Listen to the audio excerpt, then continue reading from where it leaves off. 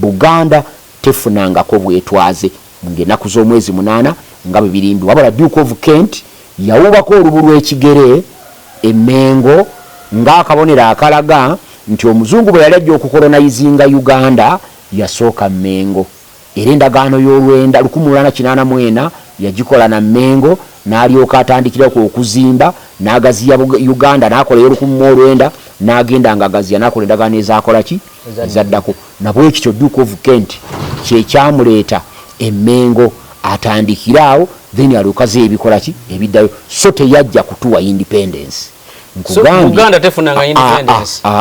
Era Buganda senga yali efunye independence nga union jaka esse Buganda flag newanika waggulu tetwaligenze mu independence ya Uganda. Lwaki? Twatumaze okwetwala ngero gwanga damba nga Buganda.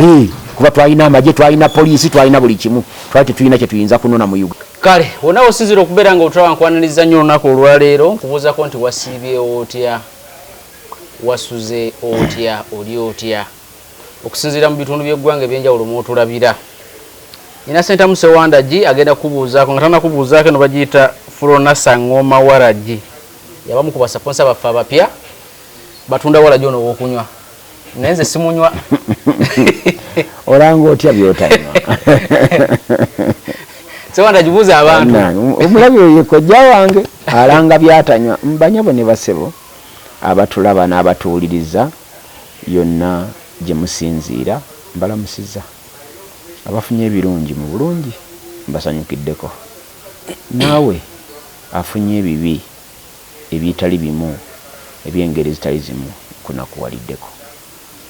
Tugeze ku meefuga ga Uganda. Uganda yeefuga. Tusooka tusooke mu aga Buganda aganga 8. Tusooke ku ga Buganda tumalirize n'aga Uganda. Kituufu. Ebintu bingi byogerwa naye nga bulimba. Era bangi bwe bavayo okwogera eri abantu babagamba nti ameefuga ge twasooka okufuna gaaliwo ng'ennaku z'omwezi 8 Oktoba gemeefuga g'obwakabaka bwa Buganda. Waliwo ne mukwano gwange ali Germany eyo yampereza obubaka nangaanyi mwami Ssewandagi ensonga eno gyogereko.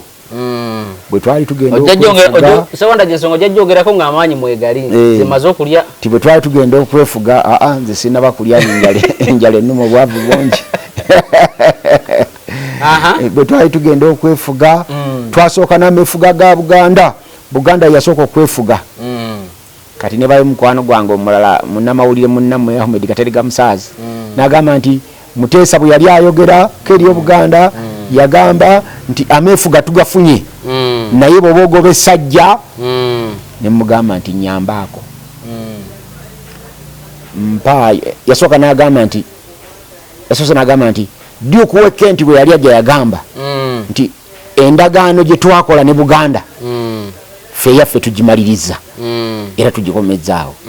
Kati nalyoka agamba ku Kyasa Edward yagamba nti ameefuga tugafunye naye bw'oba ogoba essajja oleka mwezi nadda. Ne mugani njagala bwagazo nyambe ondagirire archive yonna erimu speech ya Duke of Kent gye yakola ng'akyadde Mmengo, era ne speech ya Kabaka erimu ebigambo ebyo gye yakola ng'ali luddawa ng'ali mu lukiiko lwa Buganda. Lwaki nabadde musaba ebyo? Obote bwe yali ekawempe nga baziika Kalule Ssembeguya yagamba nti why is it that a good Muganda is only a dead one? Kati kana bugambo why is it that ne babusalako ne bagamba nti Obote agambye a good Muganda is only a dead one. Nego statement says obiri bw'owulya zifaanagana. Why is it that a good Muganda is only a dead one? No gamba nti a good Muganda is only a dead one zifaanagana. Kati na bino bye boogera byali bya bulimba, byali bya kuwuddiisa. Buganda tefunangako bwetwaze, Buganda tefunangako kwefuga nga bwe byogerwa n'ennaku z'omwezi 8. Boogera nti Duke of Kent bwe yajja Mmengo nga z'okukyala bassa union jaka. Kisobola okuba nga kituufu nga bassa union jaka naye Bungereza bwe yagabanga obwetwaze wabangawo emikolo emeka ebiri bwe basanga Union Jack nekka wansi yali bendera ya Bungereza ne bawanika bendera y'ekitundu ekyo ekifunye obwetwaze tewali watugamba nti Duke Wekenti bwe yassa Union Jack bawanika bendera ya Buganda ekyo tekyaliwo bwe bagenda e Lancaster mu mwaka gw'61 era embiranyi we ziva wakati wa Beni kiwanuka n'obwakabaka bwa Buganda Buganda ng'egamba nti ffe tetuyinza kwefugira mu Uganda ffe tuli nsi eyeetongodde twakola endagaano yaffe nga tuli protectorate ne babajjukiza nti Cohen bw'awaŋŋangusa Muteesa teyakoma kuwaŋŋangusa Muteesa kwokka yajja Buganda mu protectorate office n'agissa mu colonial office jukira oli Buganda yali eri mu protectorate office nga teri mu colonies za Bungereza n'agissa mu colonial office endagaano eyo nejja kabaka ne bakola endagaano 1955 nejja kabaka okubeera absolute monarch nemufuula constitutional monarch bwe bakomyawo wano Muteesa nga akomyewo okutuguumaaza bajajjaffe abaaliwo bayimba luyimba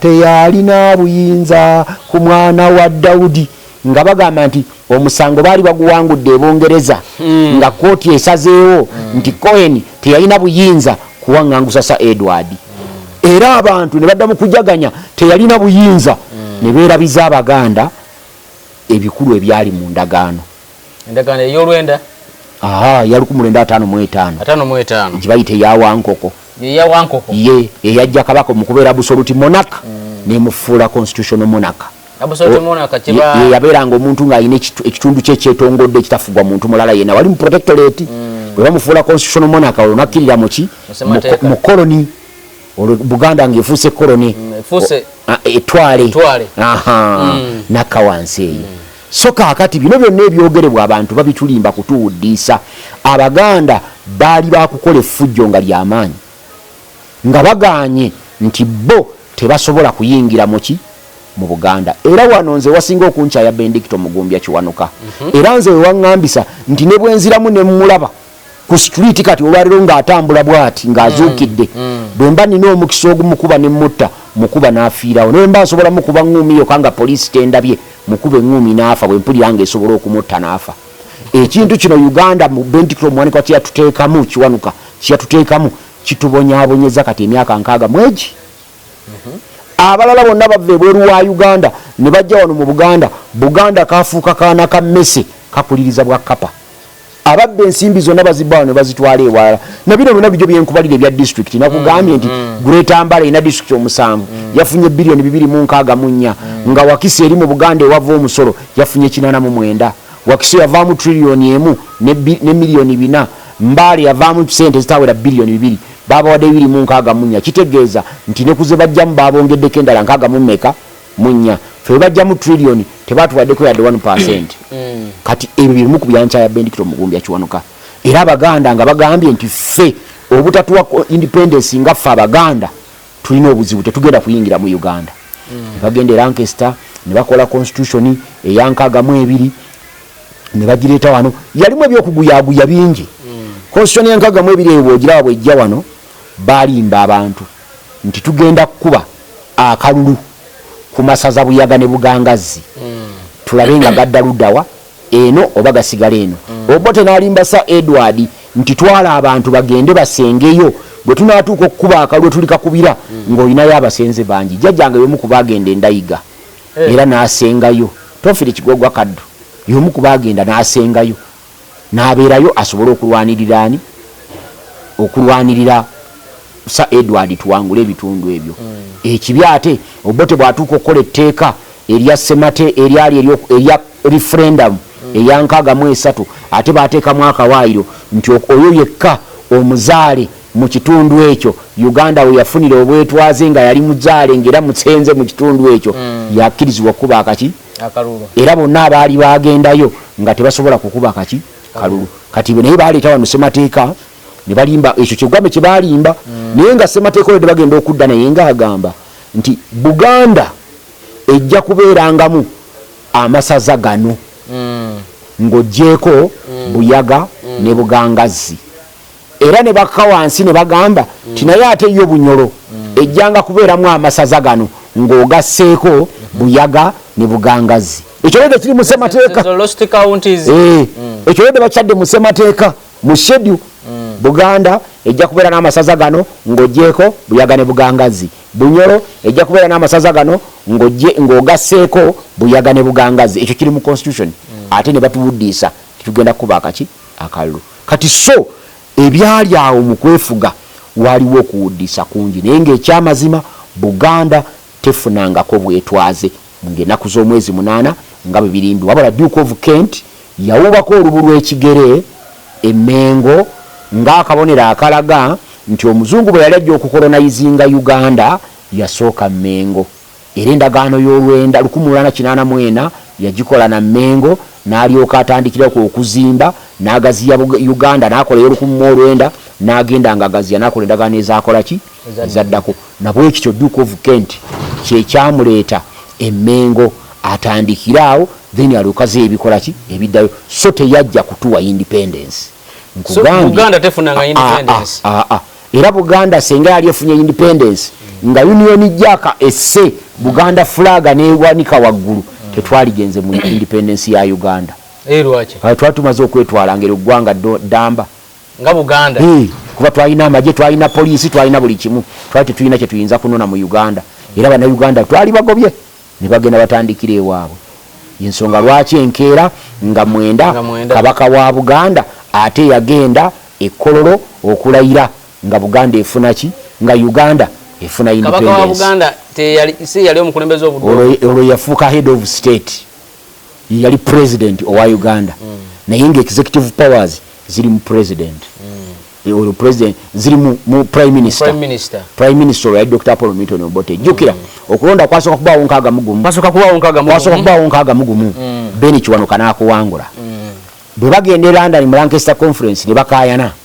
Beni Kiwanuka olwokuba yali awulira amampaati n'amaanyi mangi mu Buganda n'agamba nti akaluba kakole ki bakaddemu. Awo abantu besinza kubuulira manyo okujjako omugwe nsobola okwogerako kuba ye mugenzi Abubekeri Kacha Mama Yanja ne bawandiika ebbaluwa. Eyo gy'owulira gye bawaayiriza nti Beni Kiwanuka yawandiikira kabaka ebbaluwa ng'amugamba bw'oba oyagala nkumalira ebizibu byo jangu onsanga Entebbe. Kacha Mama Yanja nga wa kibiina ky'obudde obwo. Teyali wakke waayo olowooza. Ebibiina byo byali byatandika dda kutandika 5 kuba abo be baleeta n'Obote Emmengo ne bamuleeta ne bamwanjula bamugatte omukago ogwa Kewaayi ne UPC yali Abubekeri Kacha Amayanja ne banne. Kati abo bawandiika ebbaluwa eyo propaganda proposoga tatandise leero sebo n'asaasaana Buganda yonna nti akasajja kakiwanuka kajoozi Kiwanuka ayinza ati okugamba nti kabaka agende Entebbe amumalire ebizibu bye.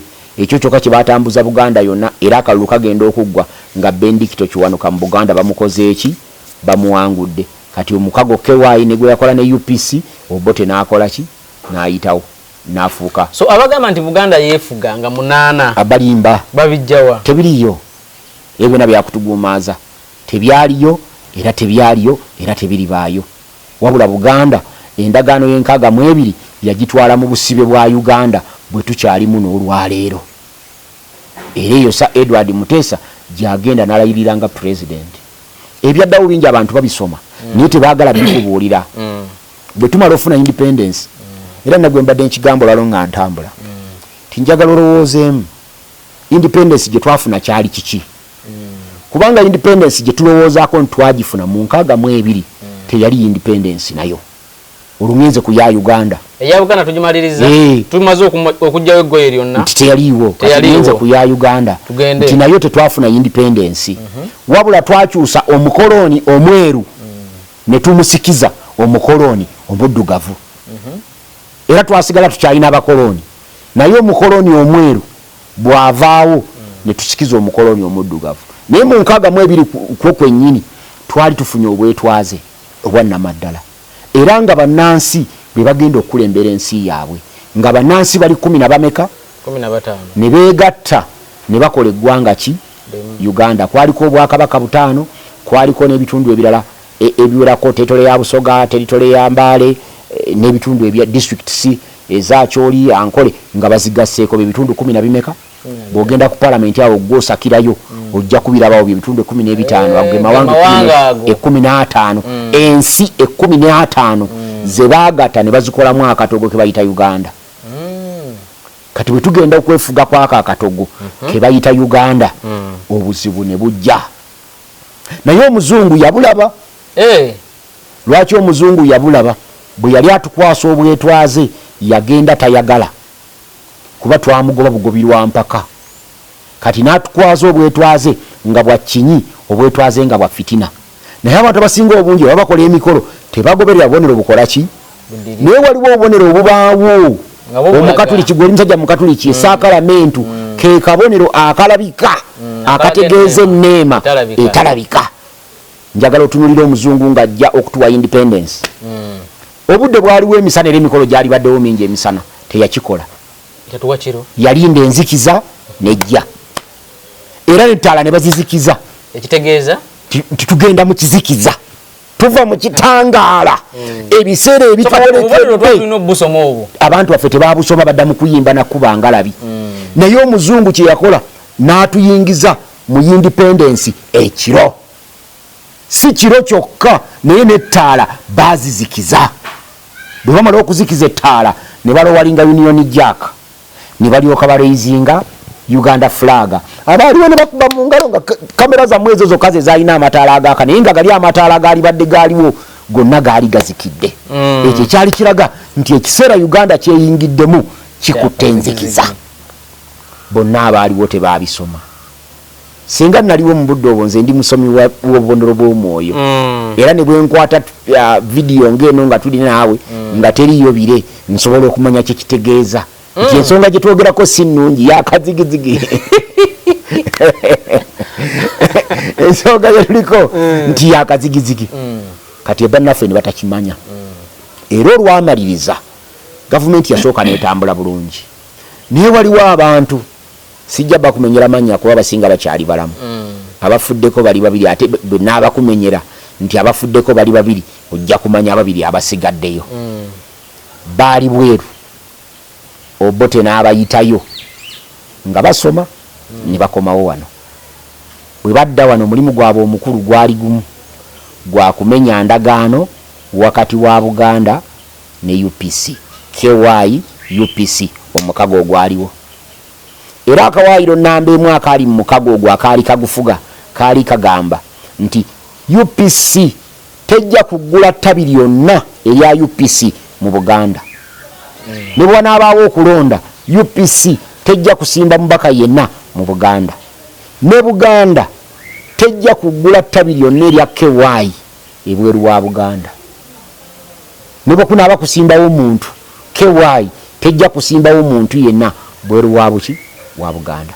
Kati zino entalo zoolaba ze tulina nga Kyagulanyi bw'asukka ensalo za Buganda bamujerega bujerezi bamuvuma bamujolonga ng'Omuganda zitandikiraawo. Kati bano abaana bwe badda wano omulimu gwabwe omukulu gwali gwakulaba nga omukago wakati wa UPC ne KY gukola kigumenyeka. Lwaki? Buganda bw'emala okukola ensobi okwegatta ne Obote yatandika okufuna endowooza endala nti twali egasse n'Obote wadde Kiwanuka yali mubi naye waffe twalisobodde omukubirira n'akola ki. Kati ne batandika okukola internal moves.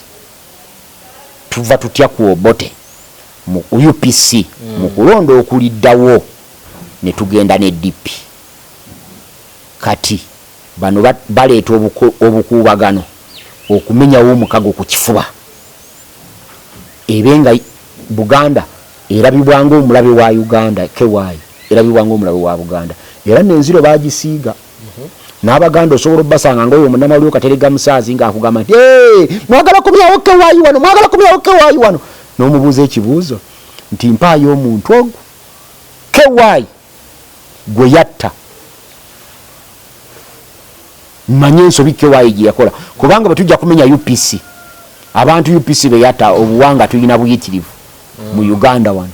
Bwe tujja kumenya NRM ene ya Museveni abantu besse mu myaka gino 38 gye tukulembedde tobamanyi muwendo gwe kwata bukwasi lupapula lwa government the new vision okuva lwatandika ng'obala bazabatidwa naye nga maje ge gabasse mu bwegugungo ne mukwekalakaasa nze nja kumenyerako mulundi gumu gwokka Peter Erweru beyatta ekasese mu lubiri lw'omusinga 150 mwogo nga tojjemu bakazi n'abaana abo tebalina we baali bafudde mulundi gumu mu byafaayo bya Uganda. Kati bano bwe batandika ne baggulawo amatabi ga UPC mu Buganda endagano bamaze ogimenya olwo ne bakola UPC Buganda kati ab'e Buganda ne batandika okukaayana Obote n'aleeta etteeka erya referendum ku masaza gali Galosti County n'ateekamu akawaayiro nga bano be yalimba Muteesa nti bagende eri bajja kulonda akalulu amasaza galeme kuddayo nga tebajja kulonda embiranye nebaawo era embiranye bwebaawo Sir Edward Muteesa bwe bakuba akalulu n'agaana okussa omukono ku referendum results ezivudde mu referendum okukumanya waaliwo ekkinyi akawaayiro kasemateeka kaali kagamba nti president president singa agaana okussa omukono ku kiteeso kyonna prime minister anasangako omukono ekiteeso ne kigenda mu maaso prime minister nga yani obudde obwo Dr. Apollo Milton Obote Muteesa bw'agaana okussa omukono ku kiteeso kiri kuba tayinza kussa mukono ku kiwandiiko kitwala masaza ga nsi ye ng'agamba nti kitundu kya nsi ye akawaayiro de baali bakataddewo era nsubira bulungi n'abakateekawo baali bamanyi era bumanyi nga bwe nakugamba nti mu ssemateeka wa 95 kano baakateerawo mukoozi nakali baali bakatereddewo masaza ago nga bamanyi ddala bulungi nti akalu bajja kakuba amasaza gadde ebunyolo president agaana oteekako muki omukono ate no manipulation yaabwe yasooka wansi wano nga balonda kuba baali balonda kuba kabaka abafuzi ab'ensikirano abataano nga kuba kuba akalulu ani agenda okuba president kati abafuzi ab'ensikirano basatu ne beekobaana bajjeko balonde Nadiope ow'ebusoga mu kifo kya Muteesa omuzungu n'agamba nedda ekyo kijja kukalubiriza kubanga bano be bakulu muki mu independence n'akola kyonna ekisoboka okulaba nti Muteesa yabeera ki naye nga baali bakubya akalulu nga Muteesa bamusudde ettale kakati ono bali abateeka akawaayiro kali benkugambye bakimanya bulungi nti Muteesa ekiteeso ekyo tayinza kukissaako muki mukono kwe kugamba nti president bw'anaabanga tadde mukono ku kiteeso nga kimaze okuyisibwa parliament prime minister n'akisangako omukono nekikola Obote si kye yakola Obote yalumba Sir Edward Entebbe mu State House n'alagira amagye ne gagoba president Entebbe mu State House ne bamuggyako n'obukuumi n'asigaza bakuumi be bokka ba KAR era kabaka yava Entebbe n'ajja mu lubiri Emmengo nga mu State House bamugobyemu era Obote bw'amala okugoba kabaka Entebbe Obote n'ajja mu parliament n'akola amendment mu ssemateeka obuyinza buno obubadde bwa president n'abwezza n'abuwa prime minister era n'aelevatinga prime minister okubanga ye acting president Obote yali sa minister ebyo biteeso bwe n'abiyisa muki omwo bwe bamala okuyisa ebiteeso ebyo nga ne Muteesa bamugobye Entebbe azze mu lubiri Mmengo gyakomyewo ab'olukiiko bwa Buganda ne banyiiga ne balyoka bagenda mu lukiiko lwa Buganda ne bayisa ekiteeso ekyo ky'owulira kye bayita lwasa mayinja ekyali kigamba nti prime minister ajje gavumenti ye ku ttaka lyaki lya Buganda agitwale ewalala kati bano bakadeideyi n'abasomesa ebyobufuzi n'ebyafaayo ba constitution ekiragiro olukiiko lwa Buganda n'ekiyisa ekiteeso lwasa mayinja ekijja eragira gavumenti ya Uganda ejja ekitebe kyayo ku ttaka lya Buganda bakitwala awalala Buganda esigale nga yeefuganga ekitundu ekikoze eki ekyetongodde ekyo kiteeso kyebayita lwasa mayinja kyegambye nti bano bakajjajjatta ekyo kyeboogerako nti Muteesa yakola ensobi ne bayisa ekiteeso kyekyawaliriza Obote okujja okuba olubiri naye nkubuyidde bwe n'Obote byazaakola kino ekyabano kyekyasembayo era ye yali last option ne bayisa ekiteeso ekyo bwe bayisa ekiteeso ekyo Obote n'aduumira amagye n'alagira omuduumizi w'amagye agende atabaale obwakabaka bwa Buganda bakubesa Edward babasindise kumutta ekyo mukisa omulungi kabaka yalwana ennaku eziwerako nga 2 era mu ngeri ye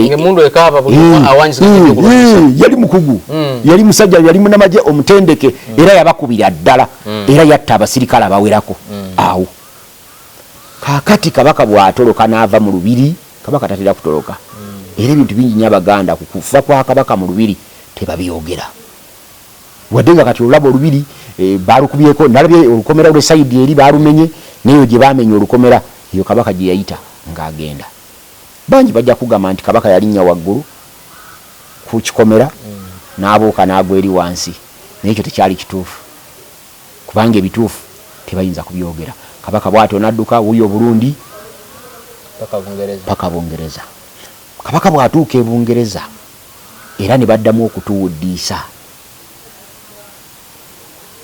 Abaganda abaali beekunga abalwanyi abaali bagenze mu Ssematalo na bakina baki baje balwanyise gavumenti y'Obote bana abakungu nga bamaze okugamba eri bawandiikayo ebbalo oyagala okumanya ebbaluwa ezo nga baziwandiika funa ekitabo kya Professor A.B.K.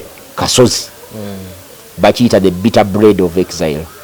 Ignatius Kanga Vemsazi ne Benedicto Mugumbya Kiwanoka be bamu ku bawandiikira Queen ebbaluwa nga bamugaana okuyamba Sir Edward Muteesa okujja okunula constitution nti kubanga Sir Edward Muteesa ye yali omu ku baali batabangudde emirembe mu Uganda n'olwekyo ebintu babireke bijja kwetereza byokka. Ne balyoka bayita ekiwuddiiso ekirala wano ne balimba abantu nti Sir Edward yagenda Bungereza kuleeta amagye gali ku nsalo. Ekigambo ekyo kyulya nga bakyogera gali ku nsalo era abantu ne babeera wano nga balinda amagye gali ku nsalo ngero oludde ku mulundi guno batulimbye nti emmeri eri Kenya bino ebintu bino byeddamu bwezibya abantu ababikola bebenjawulo naye nga bibifaanana byennyini abantu baddamu ne babikola bagamba wano emmeri yazze buli muntu n'ayimba emmeri yazze abaana ne baggwamu amaanyi abaali bagamba nti tugenda Ntebe mu Ntebe ne bagenda magere ku bigere ate nayo tebaatuuka kubanga babateega ate wali ekasanga egindi wali ne babakuba emiggo ekiteetika so today wali kiraba kakati bwe baleeta ekiwuddiisa ekirala nti Sir Edward amagye Queen amuwadde amagye gali ku nsalo gajja bano ne baggwamu amaanyi kakati bwe baggwamu amaanyi mu constitution y'enkaaga mu mukaaga gye basooka okukola bajjawo omuntu yenna basooka ne bajjawo Obwakabaka bwa Buganda ne babunafuya ne babuzikiza ne babuza Obwakabaka bwa Buganda obukulembeze obwennono bwokka bajjawo mu nkaaga mu 7 bajja mu mukaaga bajjawo Obwakabaka bwa Buganda olwo bakola constitution y'enkaaga mu mukaaga ngedda mu constitution eyankaaga mu emeka mu 2 e constitution y'enkaaga mu mukaaga yejja obuyinza yejjawo ekifo kya president obuyinza bwonna obwali ewa president n'ebutwale wa prime minister n'elevatinga prime minister n'abeera nga yafuuse president ngera yakola emirimu gyonna egibadde gya president nga head of state kati bano ne basanyuka nnyo nga bamanyi Muteesa bamuwonye agenze era bali bulungi kazi Obote yali mugezi nnyo nga abalaba n'abo Obwakabaka obulala ebufuzi obwensikira n'obulala basanyuka nnyo nga balaba babajjiddewo Buganda ebadde balitako olugezigezi n'olukuunya ne basanyuka baba bali awo ewaabwe teweetaaga kuba mundu nga ze baakuba mu lubiri bakozesa bukozesa musajja Professor QC Godfrey Lukongwa Binaayisa n'awandiika Ssemateeka yali munamateeka omutendeke nkaaga mu 7 tenga naye nkaaga mu mukaaga evuddewo weeri olwo yali ekyaliwo kati ne balagira Godfrey Lukongwa Binaayisa QC n'awandiika constitution empya eya 1907 eyo bakeera bukezi ne babayita abaka ba parliament Obote najja okwogerako gye bali nga parliament yona yeetooloddwa amagye n'abasomera constitution empya n'ebyagirimu nga ejjeewo obufuzi obwensikirano bwonna yo yawera omuntu yenna okwetuuma ekintu kyonna olw'ekitiibwa kyonna olw'obuzaale wadde ogamba nti nze mukulu w'essiga lyakyagambiddwa oba nze mukulu w'enju ya Kigoogwa oba nze mukulu w'enju ya Ssewandagi nga kimenya mateeka mu budde obwo era n'obufuzi obwensikirano bwonna mu constitution yakanga mu 7 Obote yabuwera najjawo ne district land boards ze baali bataddewo olwatakola etteeka ery'ettaka lya 1969 erijjawo district land boards ezaateekebwawo mu 1961 ne batondawo Uganda Land Commission ebeere nga yetwala ettaka eryo lyonna eribadde lya government ezabiki ezebitundu government ezabafuzi abensikirano awo Obote bantu bamanyira nti Obote akaayi naye nga tebakyalina maanyi kuba bo baali banafu okusinga Muteesa nga so singa bayamba Muteesa Obote yatasobola kubajjawo naye bayamba ow'amaanyi n'avaawo bo nga basigadde banafu nga tebakyalina abakola ki abataasa eyo constitution eyankagamu 7 constitution ezebbiri eyankagamu 7 n'eyankagamu 6 ze constitution ezawamba obwetwaze bwa Uganda bwe twafuna mu 1962 kitegeeza nti twamala mu bwetwaze emyaka emeka ena gyokka 1 2 3 4 era bino byabadde bajaguza nti tumaze emyaka 62 nga tuli mu bwetwaze ebyo bya bulimba tumaze emyaka 58 nga tuli mu buwambe obufuge bw'emmundu kubanga constitution ya kagamu 7 betoloza parliament n'emmundu ne bagamba abaka ba parliament ndi mwenna semateeka eno gye mbasomedde buli muntu ajja gisanga mu kabox ke pigeon hole constitution buli omu tugimutedde mu kabox ke gisange eyo ogisome yali pronouncement nga biri berana bivuddewo nga tuvudde ku nkola endala tutaddewo enkola empya biri byonna bisanyiziddwawo tetukyali mu federal tufuuse republic kubanga Uganda ali federal state kati awo ne bagirangirira nga Uganda efuuse republic nga ya bonna era masa awaddako bayita common man's charter omwali ng'okozesa abantu akasanvu matiya bakujja wane wamwe enansana ne bakutwala ekotido omale emyaka 5 ng'okolera akasanvu ne bajja wekotido ne bamujje kotido ne bamuleeta e Kampala ale ku bulamu obulungi naye yagaleko nga gwoli eyo okola akasanvu ebyo byonna Obote yabireeta kati awo kyenkugambye nti independence yaffe ya 1962 semateeka wa 7 n'agiwamba n'agitwala ne tutandika okubeera abaddu b'omudumu gw'emmundu ng'era ayina emmundu yafuga yalina amaanyi tawakanyizibwa aleeta buleesi basirikale mwabasigadde ne munyamanza neyeyongerayo bwatyo Dr. Idi Amin Dada human simanyi nyabire biki nebira MCVVC biki bwatyo buyajja mu 7 n'emmundu ye n'awamba constitution ya 7 n'agiwumuza n'ateekawo decrees ze yafugirako paka 79 abatanzania lwe bamujjako lwe bamala omujjako ne bajja ne decree endala eyazaawo constitution ya 7 buli azatufugidde mu constitution ya 7 eyo n'Obote mwatufugira nga atubyeko obululu era bwamala tubbako obululu tugenda mu kaluka ekinana nga tukyali mu constitution eyo ne Museveni gyatufugidde mpaka omwaka gwa 95 tulyoke tutongoze n'endala so tutambule tuli constitution ya 7 etufuga okuva 7 netuuka 95 okitegedde naye nga wakati awo waliwo pause Amini we yagiyimirizaawo ate Amini teyasuspendinga constitution yonna decree ye gye yakola yasuspendinga mu bitundu ye buli kitundu kyeyalabanga nga kimunyiga kyonna byonna yabisuspendinga n'abisuspendinga ebirala n'abirekawo nga bikola wegamba constitution yagijjamu yingini n'agiteekawo abbali n'agirekawo nga kiwawangulo n'atuuzaamu yingini eyiye n'atuvugiraawo emyaka egyo gyonna okuva 71 mpaka 79 kitegeeza yafuga emyaka 8 ye butereevu Obote akomawo ogwokubiri Obote ajja kinaana ng'akalulu kawedde Amini bwavaako wajjawo Yusufu Kironderule n'afuga ennaku 68 ne bamujjako ne wajjawo Godfrey Lukongwa binaayisa n'afuga omwaka gumu ne bamujjako ne wajjawo Paulo Muwanga owa Military Commission naye n'afuga emyezi gye gigyo n'ategeka okulonda n'akubbira Obote n'awa Obote ekigambibwa nti Obote manya Paulo Muwanga ne Yoweri Kaguta Museveni baali mu lukwe lwe lumu okubba obululu bwa DP ng'ekigendereddwamu nti Yoweri Kaguta Museveni bamuwe ekya Ministry ya Defense ng'olwo amaze okuddira muganda wa Salimu Sale amutadde eri mu mambuko okuduumira amagye gaayo nga ye amanyi ndi nti olufuuka Minister wa Defense General Salimu Sale ojja kuduumira amagye agali eyo ojje tuwambe ki obuyinza kazi ne bamuwanga baali bagezi naye nga bamulaba nga bamuhundu wiikinzi kali Museveni agenda okuwulira nga balangirira ng'ekifo kya Minister of Defense bakiwadde mulala Museveni kwe kulangirira nti ngenze mu nsiko kitegeeza yali ajja kukakkana nga bamuwadde kiri ekifo yali wali kati n'akikozesa n'akuba ono n'adduka n'agenda mu nsiko bana bakuba amini abave Tanzania be bafulunasa bebo benyini abo benyini bana abafulunasa ngoma walaji begata ku chama bagata ku kikosi bakitanga kikosi maalum lyejjo eryajja ne gundi eryali ekyama kya mapinduzi kyabawejjere kikosi maalum okujja okola ki okujja wano abakombozi amanya bagamba babayita abakombozi naye kukomboza ni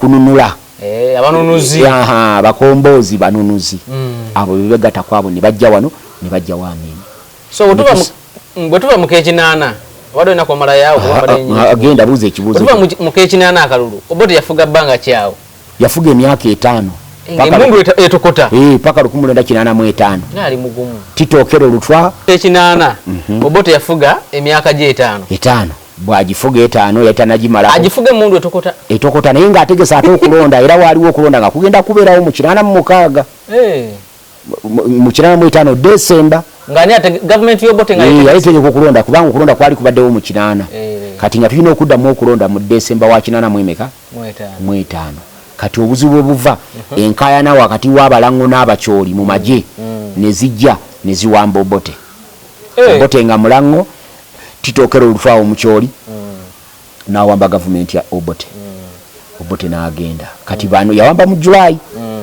kati bano abayeekera ne bagenda mu nteeseganya ezaali e Kenya eyo bateeseganya balabe ye Museveni yateesanga eri emundu etokota ateesa eri emundu etokota kati okukakana bali bakkiriza n'okukola gavumenti ewa mu government of national unity Museveni n'agigana wojira okumanya Museveni tagenda mu nteeseganya na muntu yenna era yetateesa ateesa emundu agikwese mu mugongo wootunulira eri ng'ena akutulisa era bagenda okuwunzika ng'abatulisiza ng'obuyinza abo bagyeko mu 86 n'abutwala okuva olwo mu 86 n'okutuuka leero emyaka 38 mwami Museveni atukalakata wenkugambidde nti obwetwaze bwaffe bamala obbuwamba mu 6 nga tumaze emyaka 4 ne tukomyawo omukoloni omuddugavu ne basigala nga bafuga matwale abakulembeze so si bannayuganda abeefuga era we wolaba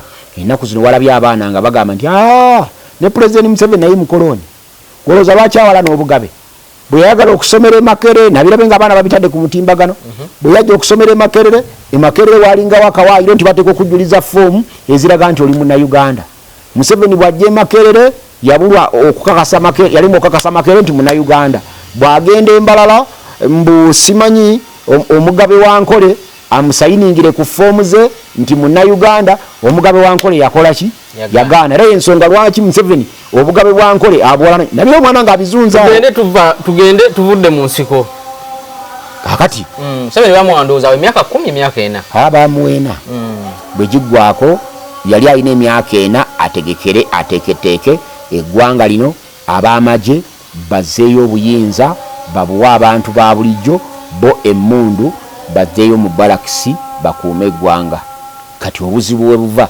emyaka 4 bwe giggwako Museveni yalola amaze okwenyweza kyeyakola kwe kugamba nti tusabe bannayuganda batongere emyaka emirala 5 tubawandiikire ssemateeka olwo tuli mu 9 nja kunyuza ku ddoboozi bwe tuba mu mwaka gwa 9 omusajja yali omu yekka abantu baffe nno baava ddanga bankwe tuli mu 9 olwo tutuuse mu 9 emyaka gye giweddeko abantu baffe baava ddanga bankwe Museveni atwala ekiteeso mu NRC ekimwongera emyaka emeka 5 akole ssemateeka amukolera eggwanga lina ne baga nti bano abasirikale bwe bajja bazze kutwefuulira bajja genda boogera batyo nga basaba 5 beeyongeze paka lwe baliweza emyaka 10 gyonna gye bali babakoze eki baagadde Waswa ziri twawula ng'akulembera banne nti ekyeso tulina tuwakanya ku floor ya parliament bwe tumala okiwakanya bagaana twekandage tufulume era ne gavumenti tugiveemu ejja kugwa ne bakkiriziganya omusajja ziri twawula n'ayingira ne basooka ne bakiwakanyaako okakana nga basinga baagala kukiyisa ziri twawula n'ayimirira yeekandage ne banne bafulume agenda okutuuka ku madaala ga parliament okutunula emabega nga ali bwogu ziri twawula Waswa nga talina n'ogu amugoberedde naye njagala kwebaza omusajja oyo ziri twawula akyaliyo yalina integrity. By that time teyalemererwa, teyatendewererwa, teyadda mabega. So afuluma kiyita ne mu parliament teyaddayo. Ekireeso baakiyisa. Era Museveni bamwogera emyaka emeka? Etaana akolese mateeka. Akolese mateeka ne tutambula eggwanga lino. Twali tutambulira ku nsonga bbiri. Tugende mu unitary, tusigale mu unitary, oba tugende mu federal. Ebina by'obufuzi tubite, oba tusigale nga tubisibye tugende n'omugendo. Ekyamazima ffe aba federal twakola amaanyi mangi. Kuba mu Buganda twawangula ekiteeso ekyo n'obulu 97. Ate ebweru wa Buganda ne tuwangula n'ebitundu 67. Wakati awo ne batuleetera decentralization. N'atandika. Tugenda okujja ekiteeso kyaffe tumanyi kigenda okuyita Besweri Mulondo. Atuuka ku fula ya parliament banne gwe balonda kuba yali Ssaabalangira. Era nno naye twamuyisaako fatwa. Nti ebiseera bwe biriba biteredde. Manyi njanga tujjamba kubula bwe twayisaako fatwa. Ebiseera bwe biriba bikeredde. Tujja kugenda ekyankowe. Bamuziika. We baziika Besweri Mulondo Ssaabalangira. Tumuziikule. N'amagumba ge. Ye. Ngoli gonyumizo we Bungereza. Aha, tumukoleko ebikolobero nga bakola ku Cromwell. Teweraliikirira. Tugenda kusooka kumuwozesa. Muwozesa magumba. Cromwell naye bamuwozesa. Tugende maaso. Omusango bwe guli musinga. Tugenda muwanika kalaba tumuzimbira omwalira ekyankowe awo. Bwetuti. Seeko tumwoche. Besweri Mulondo agenda na bwe yayimiriranga yakonera omusumali ogusembayo mu kufuru. Abasajja bona ba Beni wacha boogedde oluzungu balumazeeyo ba Professor William Ssewandagi mugenzi. Boogedde oluzungu luweddeyo buli muntu yena gamba waliwo okwogera n'ennyenje ne zikonkomoka. Nga ddala ennyenje zikkiriza nti Uganda eva mu unitary egenda mu federal. Besweri Mulondo bwe yayimirira bw'ati n'agamba nti abange semusota guli muntamu. Fenga Buganda tetuyinza kutwala federal ekongojjeddwa UPC. Professor William Ssewandagi yaŋŋamba. Yagamba gwe? Mwayogera naye? Twali naye anti twabera kabanyoko. Kati tugamba nti baana mwaberangayo mugalale. Yagamba baana bange n'omusulo gumpiseemu. Bateesezza ne yesanki Ssaabalangira. Besweri Mulondo. Besweri Mulondo. Awunzike awumbewumbe ekiteeso kyabwe bakikubeko akalulu. Eating the last night on the coffin. Nga yasembayo. N'akikuba ennyondo n'akyasa. Era ndi baana bange n'omusulo gumpiseemu. Senga mbadde sambadde kanzu. Kuba yali ambadde kanzu mu CA. Singa mbadde sambadde kanzu. Empale yange mwali girabye ng'etobye. Ng'amaziga. Gamuyitamu. Waliwo abantu bamwoyo gwa ggwanga. Mwateseza ne munamu. Besweri Mulondo yali mwoyo gwa ggwanga. Asi Besweri Mulondo. Manya Professor William Ssewandagi yali mwoyo gwa ggwanga. Era bwe nalaba amaziga ga Professor William Ssewandagi. Omusajja oyo ne mukolimira. Besweri Mulondo. Ne muyisaako fatwa. Ne tugamba ne buli baddi. Besweri Mulondo tugenda kumulumba lazima. Tumukoleko ebikolobero nga byakola ku Cromwell. So tuvayo federal netugifiirwa mu CA negaana netugwamu essuubi era ne batuza mu unitary n'ebidandisali n'atuterawo decentralization ng'agamba nti wadde si federal naye efaanananga federal. Kati mu decentralization eyo abantu abasinga balina kye bataamanya. Abasajja bano bwe baali bateekawo decentralization baagiteekamu ekyomuwendo district land boards. Ne baddira ettaka lyonna Obotere yali yabba mu bitundu eyo naddala wano mu Buganda obuyinza obuligaba ne babuteeka mu district land boards. Ne bafuba ekintu eki gwe Matiya Wangula owa chairman naye chairman wa district land board ffe tumukuwa ng'alina instructions buli anaaletanga ettaka nga buli anaaletanga fomu nga yegundi ng'asaba okumuwa ettaka eryo freehold muwe. Bwe batyo bwe batandika okubba square mile zaffe ez'ettaka 9 bazibbiraawo. Ffe tetutamanya mu decentralization nti yali ezze kutubbako ttaka era balibbye. abantu tetunabagenda ku ssemateeka babbye ettaka nti kati nkulaga tutuuke ku ssemateeka kati ssemateeka ono ow'ekyenda akolebwa amala okukolebwa era ku constitutional square kwe baali bamutongoleza ssebo naliko n'ekifaananyi kyange nakikolaga nga nyambadde suuti eya green ame green gye nayambalanga n'ettaayi ey'ebibomboola bweti nga gyentekako biba biseera nga bino baali badde bankwata kati kubanga kati okubba essuuti ya ame green noyambala n'ettaayi ey'ebibomboola oba oyambadde ebyefaananyiriza ebyamagye olwo bakukwata. Ssemateeka bw'amala okukolebwa mwami Museveni akomawo amutongoza ku constitutional square naliwo bwe yamala omutongoza alina ebitamusanyusiza bimubimeka etteeka ly'ettaka obutawa gavumenti buyinza ku ttaka n'okuddira mbw amajeege ne bagatuuma erinnya lyali tagawadde ensonga ezi ezitamusanyusa naye mwana watu mwami Museveni okuva olwo na buli kati takolanga ki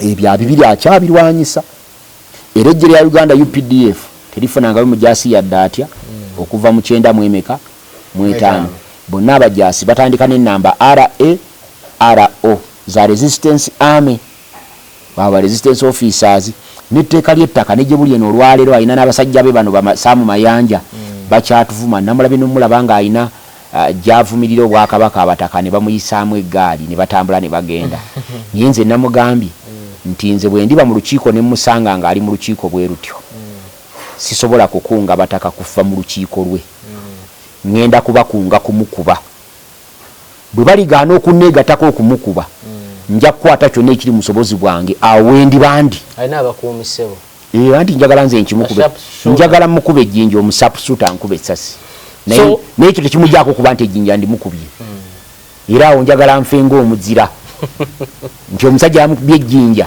sapusuta n'amukuba essasi nze ndiba mu mazzi kitegedde kati bamala okukola ssemateeka oyo wa 95 mwami Museveni nadda ate emyaka 5 gyali asabye giweddeko ssemateeka amutongozza n'alyoka adda ne yeegayirira bannayuganda bamuyambe ajje mu yunifoomu y'amagye agezese ssemateeka gwe yeekoledde sebo yunifoomu y'amagye n'agijjamu okuva olwo nakibuli eno mwami Museveni yava mu magye si wa magye naye munange ekyewuunyisa asabayo myaka 5 era mwana watu ekyasinga okutwewuunyisa nti mwami Museveni yava mu magye ne yunifoomu n'agijjamu tayambalangako ku ngoye za bulijjo buli lwaba ne byayagala okutukangatiisa ng'ayambala yunifoomu y'amagye n'ennaku zino gye yabaddemu ng'agyambadde naye ng'amagye agavaamu 95 n'asaba emyaka egi emyaka 5 bwe giggwako si 21 okuva 96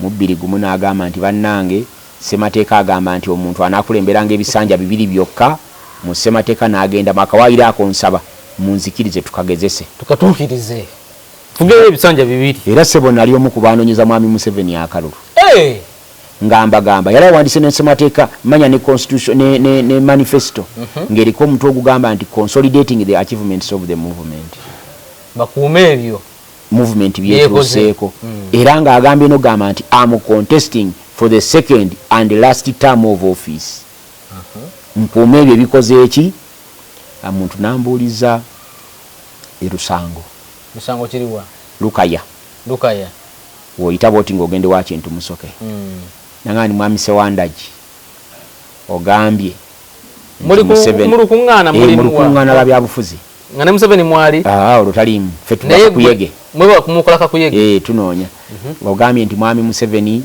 tagenda kudda era kakasiza si wakudda naye ffe tuzze tumulaba buli lwamalako emyaka egyo asaba ne bamwongerayo emirala buli lwamalako emyaka egyo asaba ne bamwongerayo omulala singa alisaba n'akomawo olikola ki ne mbagamba nti nyimiridde wano njagala mutwala ekigambo kyange mbalayirira Museveni bw'alikomawo n'asaba akalulu ngenda kubeera musaale mukumulwanyisa nze nyimirira ku bigambo byange era Edward Ssekabanja mu 2003 bw'atandiikiriza olugezigezi okwesiba essanja n'okusera eggwanga lino nti bajjewo term limits Museveni akomewo nange ne neegatta kuba muwanga kivumbi ng'owa movement atawagira kisanja okubalwanyisa obutakyusa ssemateeka era okuva olwo tukola popular resistance against self presidency era okuva olwo ne gye buli eno nkyalwana ne Museveni n'ebigambo bino byonna byenjogera mbyogera nwana ne Museveni ave mu buyinza kubanga neeyama okumulwanyisa nga nkozesa ekyo kyonna ekiri mu busobozi bwange wendi wana ekiri mu busobozi bwange bikyali bigambo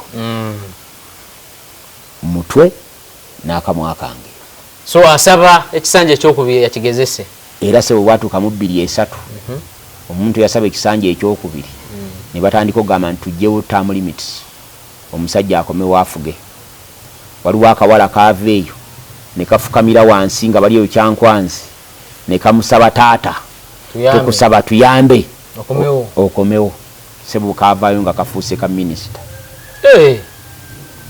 era abantu ne bakwata obukadde bwabwe 5 bano bamama mbabazi ne basasula palamenti obukadde obwo buli mubaka eyo term limit ne bagijjawo Museveni n'akomawo 26 n'atugamba nti temweraliikirira wasigaddewo akawaayiro akasinga okuba akakulu ka age limit era n'omuntu bwaweza emyaka 75 aba takyalina magezi gayinza kukulembera ggwanga ddala ku myaka 75 omuntu aba asaana kubeera eyo lwakitula ng'alunda nte ng'alabirira bazzukulu mwami Museveni bw'aba agenda okuweza 74 ate ono abiriga n'ajja ne Simeewo Nsubuga ni munange byansanyusa yali abiriga yali magezi anti abiriga ne Simeewo Nsubuga be baali abayimbirizi baakyo magezi n'akisa mu nkola nga bw'olabye kati lumu ne Mathias Mpuuga bwe baleeta ekiteeso ogenda okukiraba nga ate Mao yagenda okukitebolinga nga kinene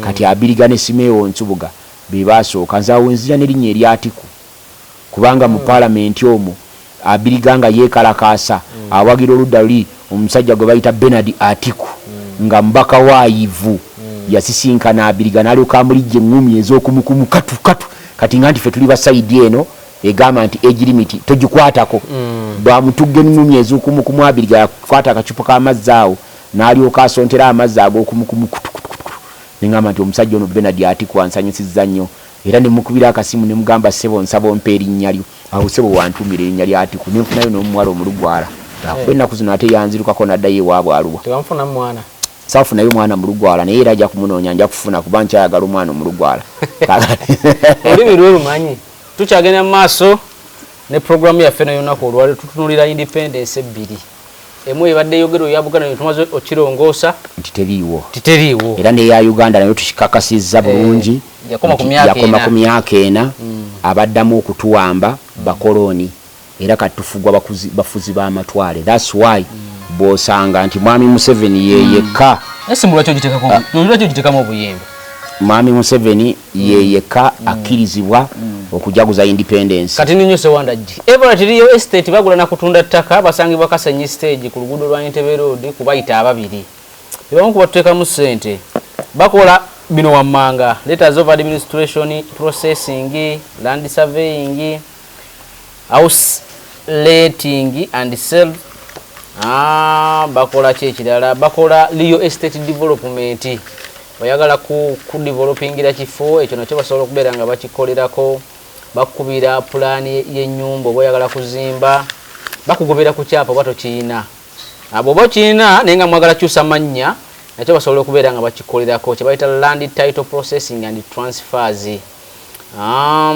kakati ogenda bafuna ku namba z'essimu zino wammanga 0770 3M 7M00 ne 0708 era 083904 ne 0776 29 6213 ne 0704 55 3788 nga wozera ku squeeze back eyo weziyitako ojja kubeera nga obakubira kubasangibwa Kasenyi stage ku luguudo lwa Entebbe ku bayita ababiri ku kizimbo kuli Abisa Bank naye ku mwaliro ogwokubiri wogenda obasanga tebatunda poloti ekawansi watano ku 10 twakyogerako dda ne Ssewandagi lwaki bakuguza 5 ku 10 n'okudda waggulu kuwanga yekirizibwa mu mateeka okufunikako ekyapa ate abantu bagambe nti abo baba ne poloti zaabwe era bazikola neri y'abantu ng'ate balina ebizibu ebirala ku ttaka abalina ebizibu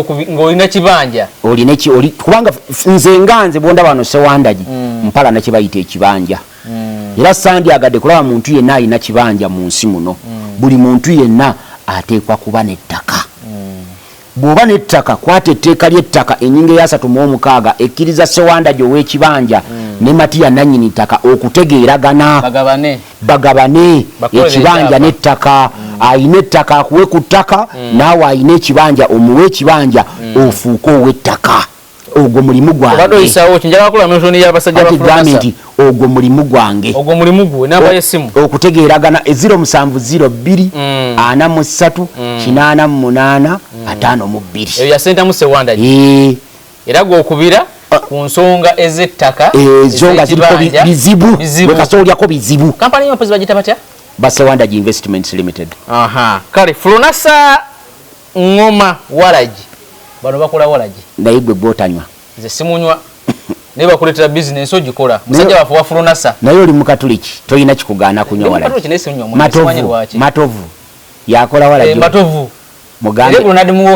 mugambe sewo nti Ssewandagi ayagala okukubira akalanga ako ng'omaze okutuuka mu ofiisi ye ne saati yampadde ku saati eziwera nze siyambala saati nga sinaba kuva mu ofiisi ye Ssewandagi tugende mu maaso matovu mugambe okwambala esaati ye so matovu ensonga ozitegedde kakati akalango kana akawaragi aka Flonasa Ngoma Waragi kajja bakatuuka ndowooza wiiki eno ng'eggwako nga konna kajjudde squeeze baakana buli kimu n'ennamba z'essimu kati mbadde nkugamba ne independence ya Uganda nayo teyaliiwo bwe twagifuna bagiwamba abaalina emmundu ne basikirwa abakoloni abaddugavu nti kati tuli mu buwambe ebyo mbikulubuulidde bwe byogera ne bifaanana bitya era y'ensonga lwaki Museveni kati olwaleero president yeyekka akkirizibwa mu nsi yonna Uganda okujaguza olunaku lwa independence era bw'otuukayo ku lunaku lwa independence ababeerayo kyokka nga bagamba mu independence ya Uganda naye ababeera baba bambadde bisaati bya NRM ebya yero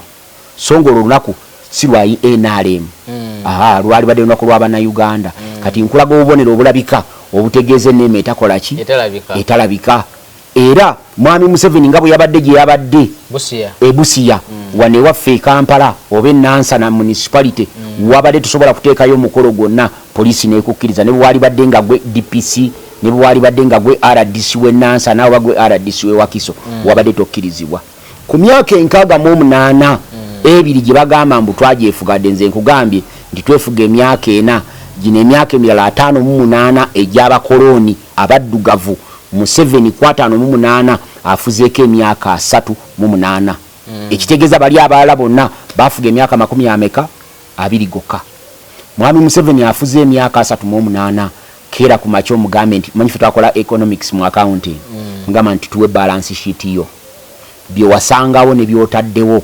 tugeraageranye biriwo ebisinga ojja kusanga nga mwami Museveni Uganda bwe yali mu 62 n'olwaleero Uganda toyinza kugigeraageranya na kintu kyonna kankuwa ekyokulabirako mwami Museveni bwe yajjira mu 86 Uganda mu kulima emmwanyi yali yakuna mu nsi yonna yali Ivory Coast yali Brazil Ivory Coast Colombia nojja ku Uganda mu kulima emmwanyi mu 6 mu 96 we yajjira mu 62 economy ya Uganda yali y'amaanyi okusinga economy ya Japan. Economy ya Uganda yali y'amaanyi okusinga economy ya Asian Tigers. Economy ya Uganda yali y'amaanyi okusinga zebayita Scandinavian countries. Mwe muli Denmark n'abala. Naye zino ensi zenjogerako kati olwaleero zensi ezituwa obuyambi oluvannyuma lw'emyaka gya Museveni 38 waliyo n'ensi gye nkugambye Iceland yalina project ya wano bagita Iceida.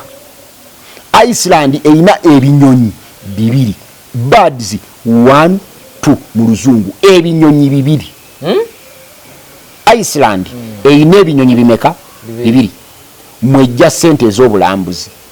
Iceland erina ennyanja etenkana etasinga nnyanja ya Kabaka eyo y'emmengo bunene. Balina ebinyonyi ebyo 2 balina n'ebyennyanja bibatunda naye ne baveeyo ne bajja ne bawaffe abayina ennyanja zibwaguuga zinnalubaale abayina enkuyanja n'enkuyanja y'ebinyonyi tulinawe n'ebinyonyi millions and millions of birds naye ne batwa oyo ye Museveni watusanze watutadde olwaleero ebyenfuna bya Uganda binafu nnyo okusinga bwe byali bibadde bannayuganda olwaleero beerinako empalana Matiya ne Ssewandagi olw'okuba Matiya mukatuliki Ssewandagi musiraamu Matiya muprotestante Ssewandagi musamize Matiya mulokole Ssewandagi mu advent tabangawo mu byafa bya Uganda beerinako empalana ez'amawanga Ssewandagi munyarwanda Matiya mukyoli bewala n'okufaako bufi mwami Museveni yasanga Uganda erina amawanga 10 tribes 10 wetwogerera olwaleero tulina tribes 62 abakooki baali bafuuka Baganda ngera teriyo bantu be bayita bakooki kati baba balina eggwanga eryabwe abapokoti baali bakalamojja abagiye baali bakalamojja aba balina eggwanga eryabwe abanyarwanda n'abalundi baali bafuuka Abaganda abali eno ng'abali eri bafuuka Abanyankole abo nga tolina bwe bateeka walala kati waliwo balina amawanga agaabwe bw'ogenda ene Buluuli abaluuli baali Baganda kati nabo beeyita baluuli waliyo simanyi n'Abanyala abatawera na 10 ziizo nabo weebali waliwo n'Abanyolo nalabe sensasi n'enseka n'okuseka Abanyolo bagamba nti mu myaka gya 1900 Buganda yatta Abanyolo obukadde 2.5 naye okuva Buganda lwe yatta Abanyolo obukadde 2.5 olwaleero nga tewaliwo kisse Banyolo tebanawera kakadde 1.5 olowooza ebyali boogera byali bituufu so emyaka gya mwami Museveni 40 eggwanga lino girisaze Munnayuganda talina kye bayita independence okufuna independence tulina okuddayo ku drawing board ebintu ebyawabira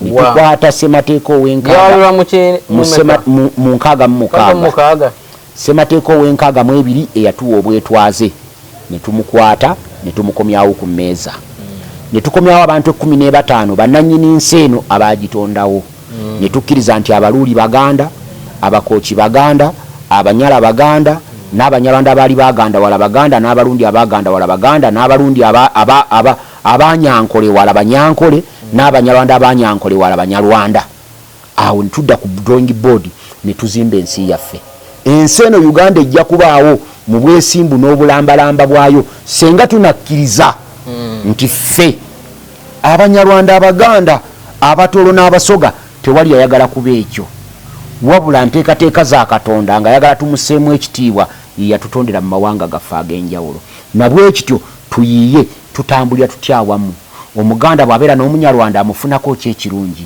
Omulundi bw'abeera n'Omuganda kyekirungi kyamufunako tuleke ebibyo ebitwawula tutambule n'obutono obulungi obutugatta nasanyuse nnyo bwe nalabe Muganda wange Gashumba gundi ng'agenze Mengo okwetonda era namukubidde ne Kasimu ne mugamba namwe Abanyarwanda nange mumpalana Mami Gashumba njagala kujja nga Abanyarwanda mutudde mu mubano gwammwe nange mbeetondere mu nsonyiwe bwe mubaako ne kye mukola ki bwe mubaako ne kye mumanja nange mbeetondere mukole kyanga kyawo you are welcome anytime tujja kujja era sebo ojja kundaba lunaku lumu nga nange ngenza okwetonda Abanyarwanda kubanga omukyala nira waabwe mukyala Munyarwanda naye twabadde tulimu ebyo nga tutambula mpola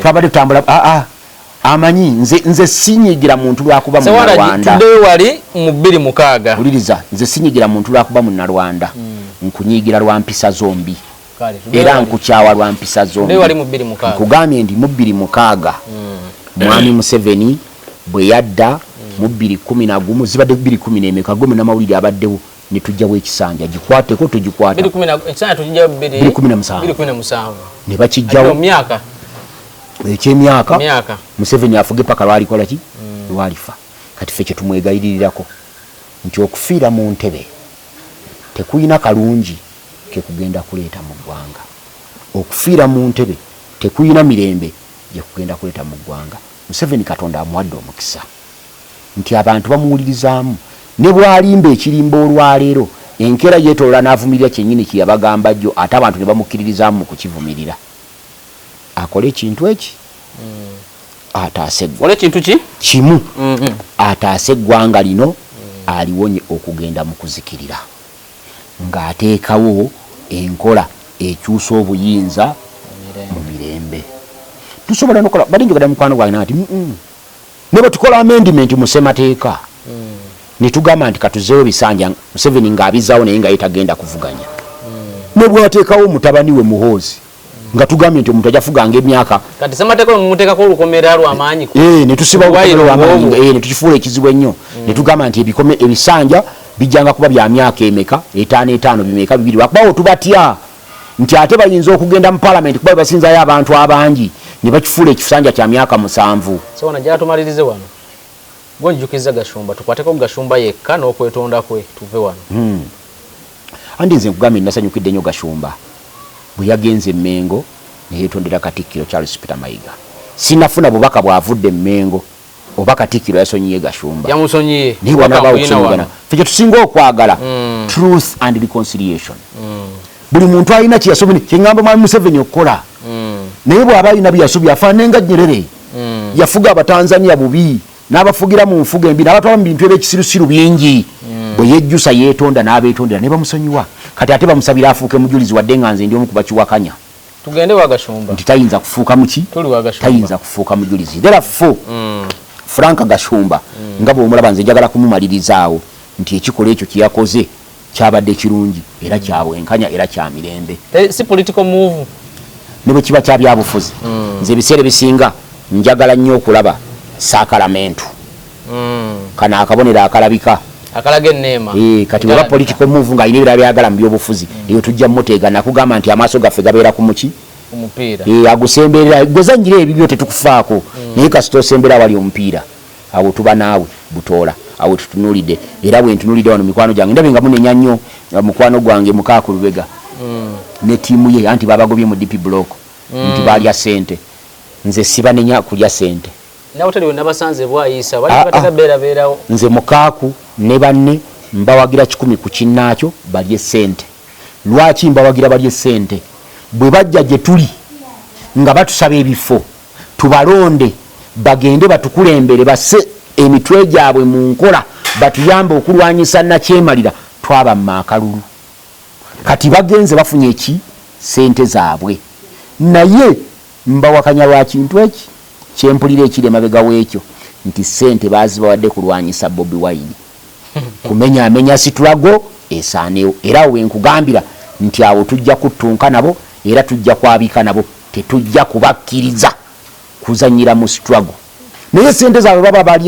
balye oba bakyakale naye beegendereza obutafuna siriimu naye ne bafuna siriimu akafa omukkuto tekaluluma kati ate onjagazaaki okyalina wekirala sirina kale wona abantu osinzira okubeera ngaotula tugendako mawono leero nkugambye eva teri estate ne Fulonasa Ngoma Waragi ebateekamu ssente okubeera nga tusobola okulikodinga programs nga zino kubanga bulaba process mpanvu kutambula kukola kino ebirala naye n'abeera abatuuliza bateekemuko ku ssente omuntu bw'awulira ennamba yaffe ey'essimu n'akwata ku data n'atuweereza bino ebigambo byetwogera kojjange si byangu era toyinza kubivaako wano ne bakola ku leediyo ya gavumenti oba ku TV ya gavumenti wakuba nti waliwo obulenzi obubeereyo ate ne bugamba nti oyo gundi mbega ebyo mu Buganda wano babyogera naye nze bwe babinjogeddeko ebbanga ddene naye teri n'omu yali aleese pesiripu kwenfunira ssente ebyo babyogedde emyaka 40 gye mbaze mu byobufuzi gye babyogedde omaze mwana oyogera ebigambo babyogedde emyaka 40 naye teri yali aleese pesiripu yange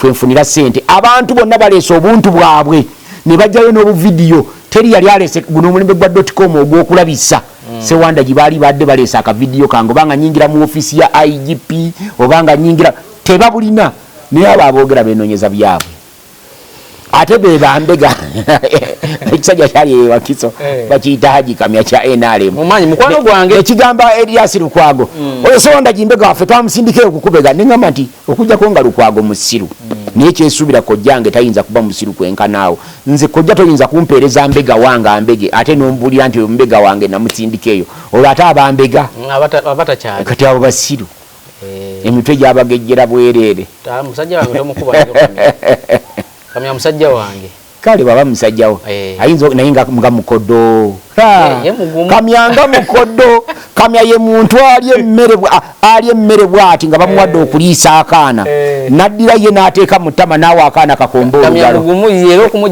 toyinza dde okumuggyako olukumi olaba n'abakazi nabo bamukaaba n'engeri gyali musiraamu lowooza abawa kale tugendako mawono olunaku olwaliwo tujja tandikirawo olunaku olulala akuume